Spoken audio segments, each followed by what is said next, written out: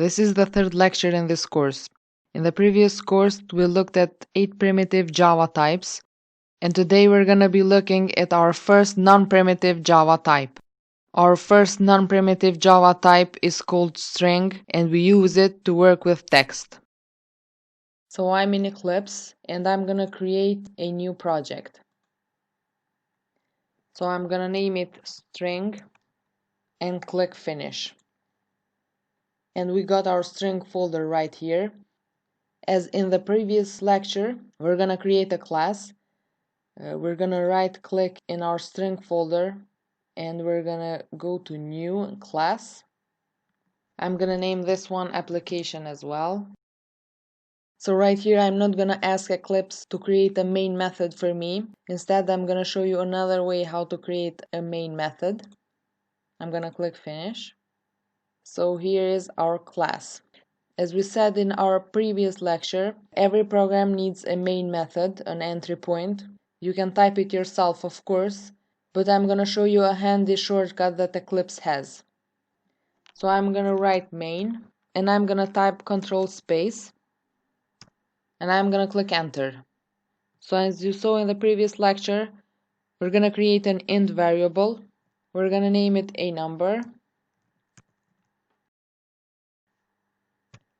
And in the same way, you can create string, which can hold text. But instead, string is written with uppercase because it's a class. And I'm gonna name it text. Of course, the name could be anything in here. And now we're gonna put our text in double quotes. And I'm gonna put a random text in here. I'm gonna say hi. So here I want to gradually introduce you to the concepts of classes and objects. So here string is a class. That means it's just a type. Like in the real world, for example, fruits. The concept fruits doesn't refer to any particular fruit. It's just a general type of something. And in the same way, here string is a type of object which can hold text. And this right here is a variable which is able of referring to an object of type string.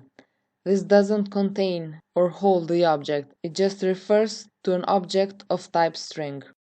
Don't worry if you don't understand everything right now, because we're gonna be coming back to strings throughout the course and gradually you're gonna understand it.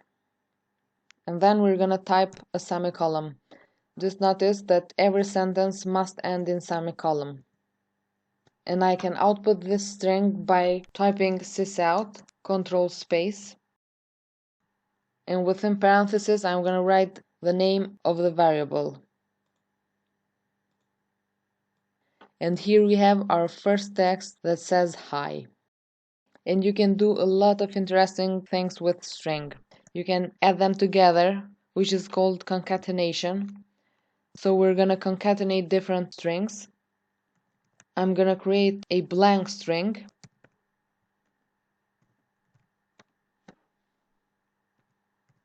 And then another one. I'm gonna call this one more text. I'm gonna put here the word there. And now I'm gonna print them to console by typing sysout, control space. And here I'm gonna add all the strings together. So text plus blank plus more text. So here I'm gonna add a semicolon. And I'm gonna click run. So you can see that here we have hi and hi there. Hi blank there. We can add text by adding it directly to the systemout.println line, like for example sysout control space hi plus blank plus there.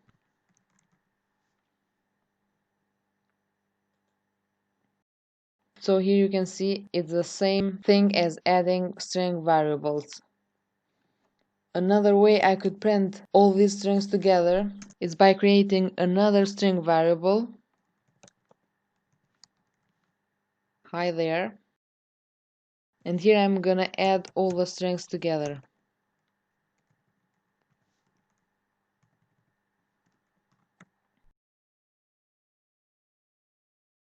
Now to print them all I have to do is use this single variable.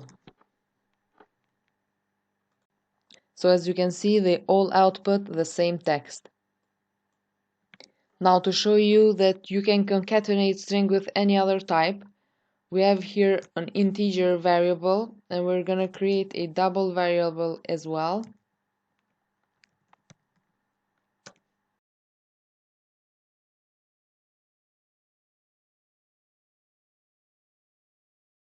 So here I'm gonna concatenate a string with an integer and a double. I'm gonna write my number plus a number plus a double.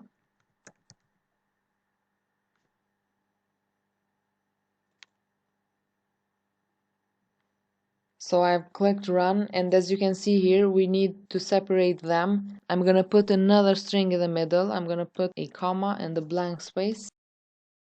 So I'm gonna click run again, and I'm gonna write here my numbers as long as there are two numbers. So you can now see that my numbers are 9 and 9.5. This was just to show you that you can concatenate strings with any other primitive type. So there are many other things you can do with strings, but we'll go through strings again in the upcoming lectures. So stay tuned.